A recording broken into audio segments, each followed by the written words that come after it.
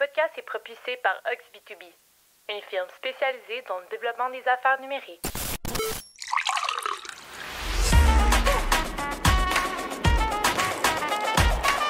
Bonjour et bienvenue au podcast B2B & Go, le podcast qui vous sert à chaque épisode une bonne dose des meilleurs outils et pratiques de vente et marketing B2B. C'est dans une formule pour emporter que Simon Deschênes et ses invités discutent des meilleures stratégies numériques et tendances de l'industrie, toujours sous le thème de la croissance des ventes. La table est mise pour vous présenter le B2B sous un nouvel angle. Bonne écoute!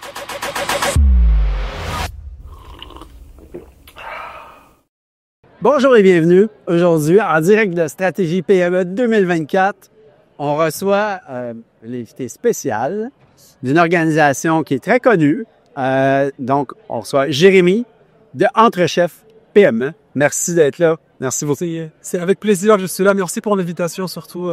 Hey, tu t'es placé presque spécialement pour nous, quand même. Très spécialement pour vous, effectivement, parce que j'ai des collègues au kiosque, puis ils s'occupent de tout.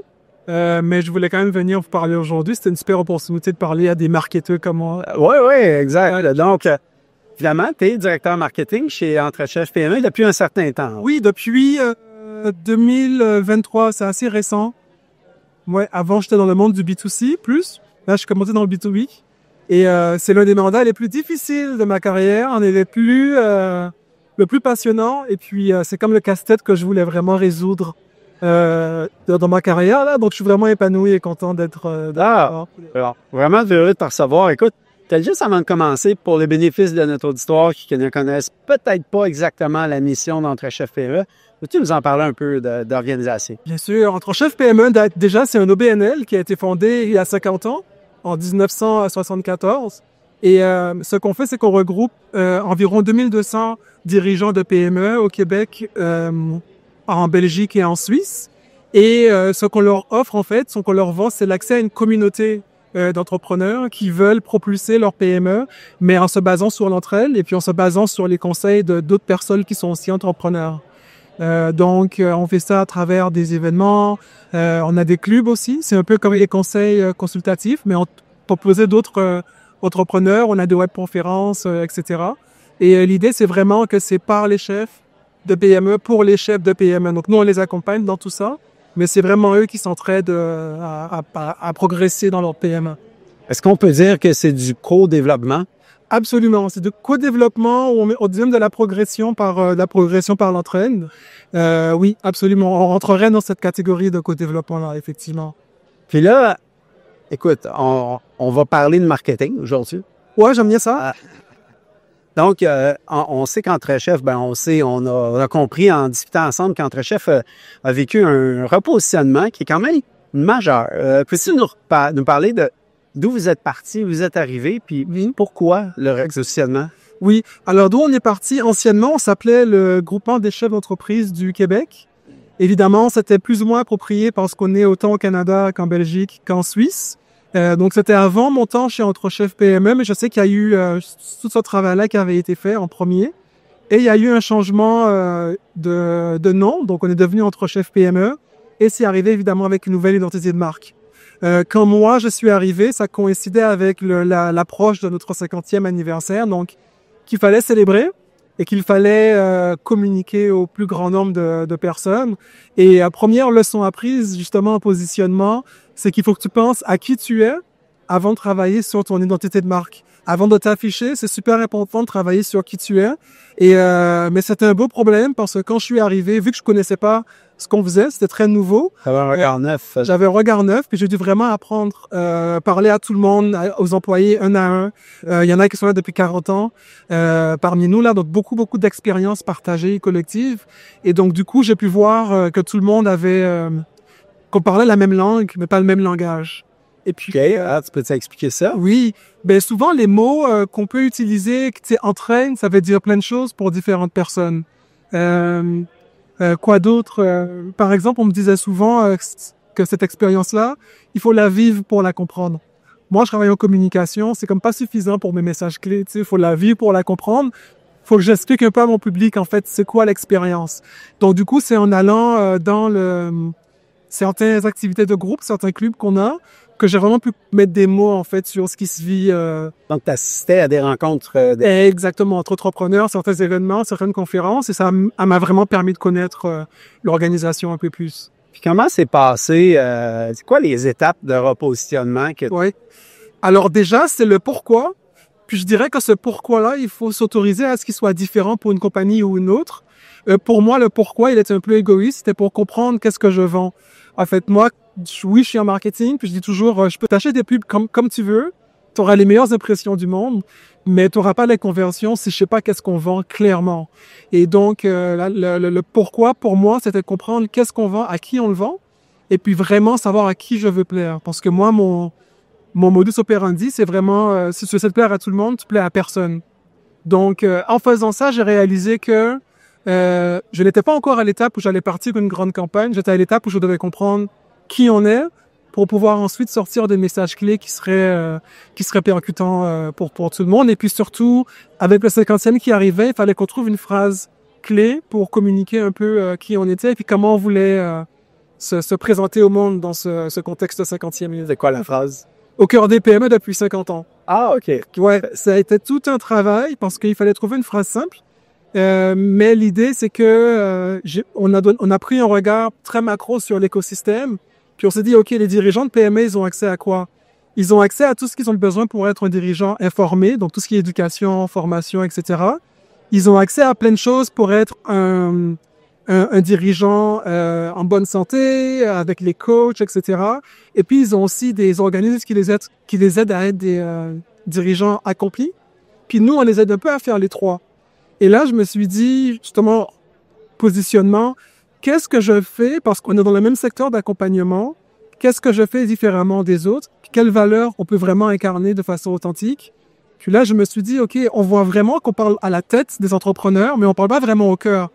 Et chez nous, on parle beaucoup au cœur des entrepreneurs. C'est vraiment des relations humaines, puis des échanges humains qu'on fait. Donc, c'est là où le mot cœur est venu. Et puis, je me suis dit, puis en plus, vu que nos clients, c'est vraiment les chefs d'entreprise, c'est pas leur VP, c'est pas leur associé, c'est vraiment le chef d'entreprise. Lui, il est au cœur de la prise de décision. Et donc, c'est de là que la signature pour le 50e est arrivée au cœur des PME depuis 50 ans. Ça a été fait à l'interne, donc c'est une grande fierté. Le mot cœur avait plusieurs significations. Oui, exactement. Puis, il a plusieurs significations. On a un jeu de cartes qui s'appelle Cœur d'entrepreneur qu'on fait essayer au kiosque en ce moment. Okay. C'est vraiment un thème qu'on arrive à utiliser de plusieurs façons et à décliner sans devenir quétaine non plus. Et ça devient un symbole que, tu vois là, au lieu de mettre mon logo ici, je l'ai mis, ce logo-là, je l'ai mis ici, parce que ça attire plus l'attention que mon logo. Ça permet de demander, hey, t'as eu ça où? Et là, je peux expliquer d'où ça vient. Donc, je crée des moments comme ça de connexion avec les gens, juste parce qu'on communique, c'était ce côté humain, là, qu'on peut se permettre de porter, en fait. Qu'est-ce que ça a eu comme conséquence? Là, on parle du repositionnement. Oui. Mais évidemment, on parle de nouveau branding. Tu en parles en séquence. Jusqu'où c'est allé? Oui, écoute, c'est allé pour certaines personnes jusqu'aux larmes. Beaucoup de personnes se sont des larmes de joie. Beaucoup de personnes se sont reconnues dans cette phrase-là. Et surtout, ça a ouvert aussi la voie à beaucoup de mobilisation dans l'équipe parce que on sous-estime beaucoup le pouvoir de fédérer des parties prenantes qui s'identifient à ce qu'on communique et qui sont prêtes à le porter. Et donc, ça a plu à notre conseil d'administration, à nos membres, à nos employés. Et donc, ça a permis aussi de faire de la sollicitation d'avis beaucoup plus facilement. Et donc, à vol d'oiseau, là, ça veut dire qu'on économise du temps, on économise de l'énergie, et puis on gagne en efficience aussi pour passer ce genre de message-là. Et ça a permis aussi de commencer le travail de communication et d'axe de communication. Donc là, il fallait trouver un axe de communication qui correspond, qui est un peu, en fait, en dessous du parapluie au cœur des PME plus 50 ans, qui est des rencontres qui changent tout. Okay. Aussi simplement que ça. Et donc, ça me sert à la fois de filtre décisionnel, que de messages que je peux mettre à toutes les sauces ou que je peux décliner, que de façon de trouver des thèmes pour notre marketing de contenu et nos campagnes qui vont être en marché à partir de janvier à février 2025. OK. Là, c'est ça, parce que là, on part, puis là, on est vraiment dans le marketing curl, là, on part sur le questionnement sur l'identité. Et une fois que l'identité, puis là, tu as fait, on peut dire, une audit interne, tu t'es vraiment imprégné des gens, oui, c'est pas juste des gens à l'interne, mais des chefs d'entreprise, des entrepreneurs qui participent. Changement de branding, axe de com, déclinaison de messages. Là, ça va plus loin là, dans votre stratégie éditoriale, donc ça a une influence sur les clusters de communication, j'imagine. Absolument, ça a une influence sur les différents canaux de communication, la façon dont on utilise les canaux aussi, Oui. et puis la façon dont on se positionne comme marque. Parce qu'on peut, comme produit, avoir un positionnement, c'est-à-dire, OK, j'offre le même produit que l'entreprise ABC, comment je l'offre différemment, qui fait que pour ma clientèle cible, il est mieux.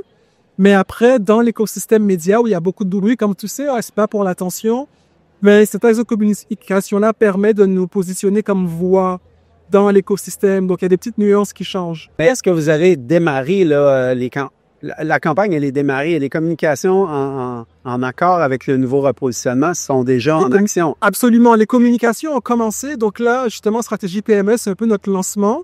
Puis, j'aime bien dire que là, on a commencé nos communications, puis notre marketing, notre effort de branding, il commence l'année prochaine. OK. Par contre, c'est ça, dans tout ce qu'on fait, on peut se demander en quoi cette publicité-là, en quoi ce contenu-là, en quoi cette publication, cette interaction reflète justement l'esprit des rencontres qui changent tout. Donc, par exemple, tout le monde parle d'intelligence artificielle, par exemple. Oui. Donc, comment nous, on peut créer des contenus qui changent toute ta façon de percevoir l'impact de ce sujet-là pour ta PME. Donc, ça imprègne vraiment la façon de faire des contenus et puis d'innover, en fait, dans la façon d'aborder nos auditoires. Ça t'aide, tu sens que ça, toi, dans ton travail, ça t'aide plus que ça te contraint? Ça m'aide beaucoup, ça n'aide pas mon équipe parce que je suis une machine à idées et c'est un thème qui est tellement simple parce qu'on voulait vraiment un message clé qui était simple, Oui.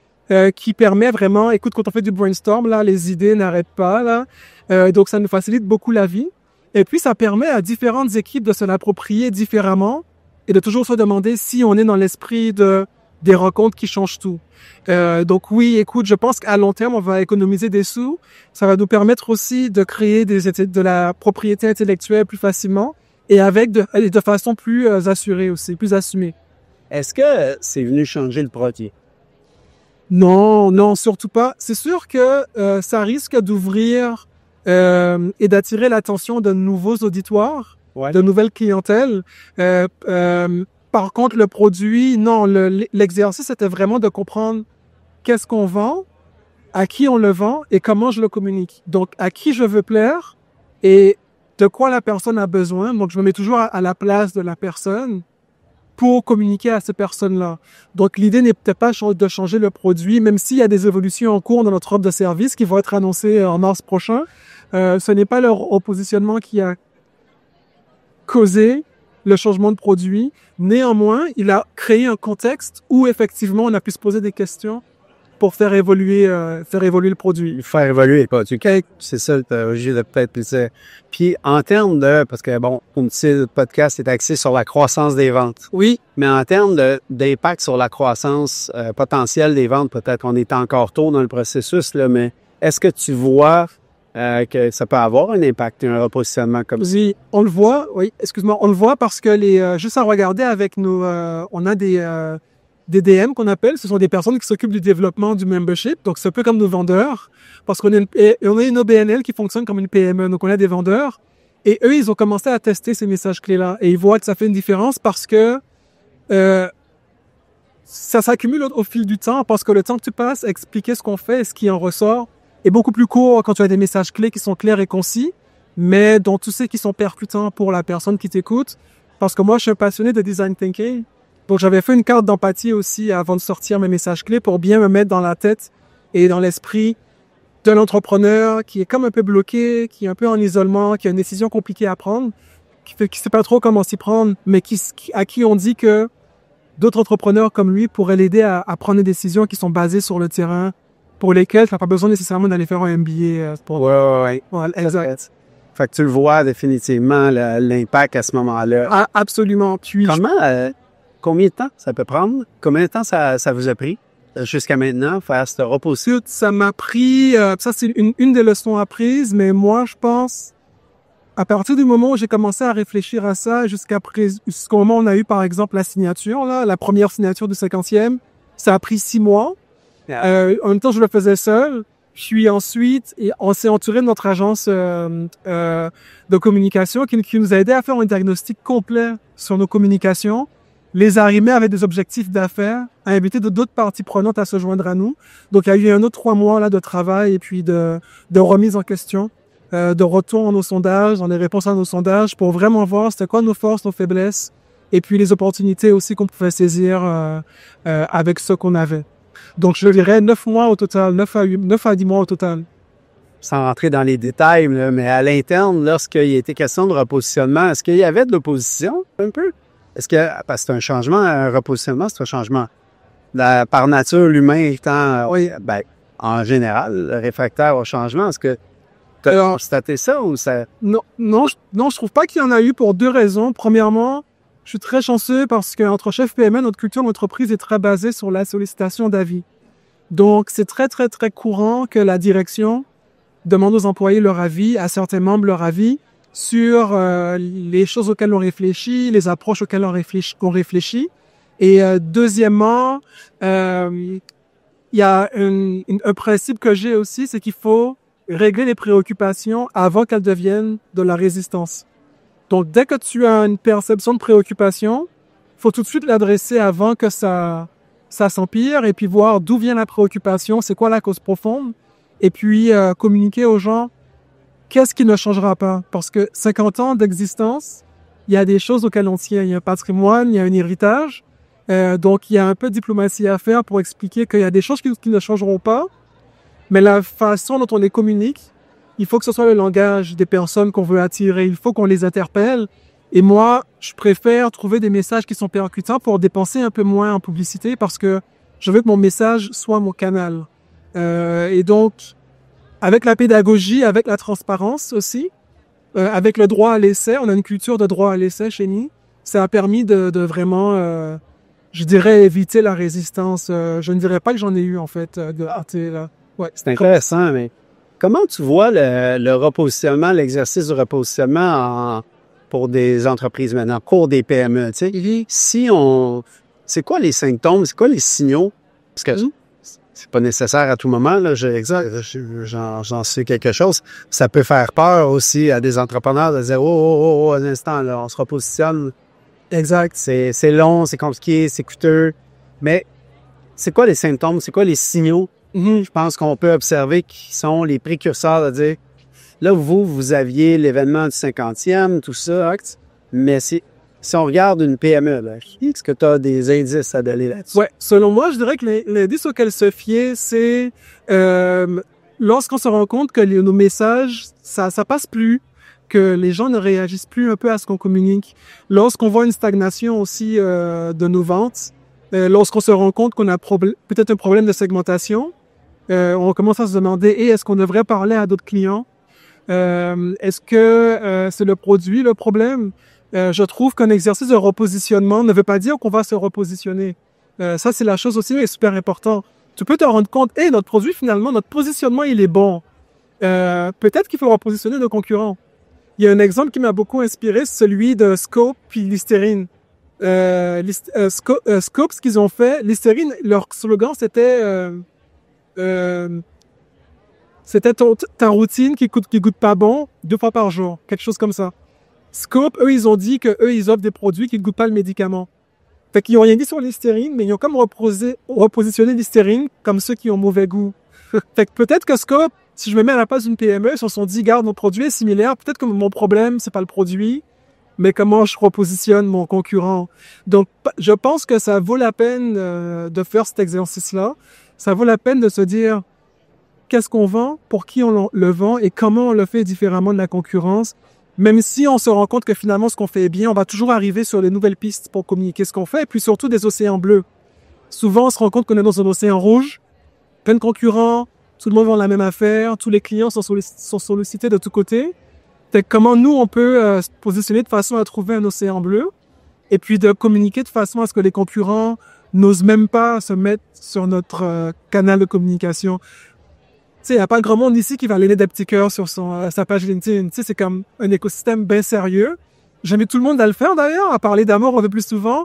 Mais jusqu'à présent, pour nous, ça nous a dit, OK, on change pas l'essence de qui on est, mais on utilise des symboles qui leur ont fait bien et puis qui sont mémorables, en fait. En tout cas, c'est efficace, c'est parlant. Merci. Écoute, Jérémy, je te remercie. T'es passionnant. T'es vraiment... Oh, oui, t'es un passionné. Ouais, je peux en parler des heures. Si tu me laisses aller, là, ton show, ça va être 3 heures comme un Joe Rogan, là. Fait que, on se calme. Merci énormément de ta contribution. Merci d'être passé. Si, merci beaucoup.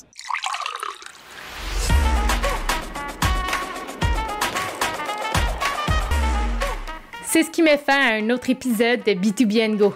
N'oubliez pas de vous abonner à notre infolette en vous rendant au oxb2b.com/podcast pour être notifié dès la sortie de notre prochain épisode, en plus de recevoir l'aide-mémoire préparée par notre équipe.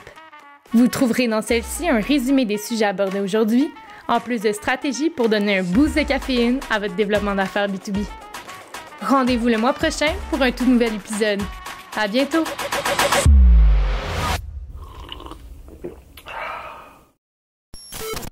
Le podcast que vous venez d'écouter est propulsé par Ox B2B, une firme spécialisée dans le développement d'affaires numériques.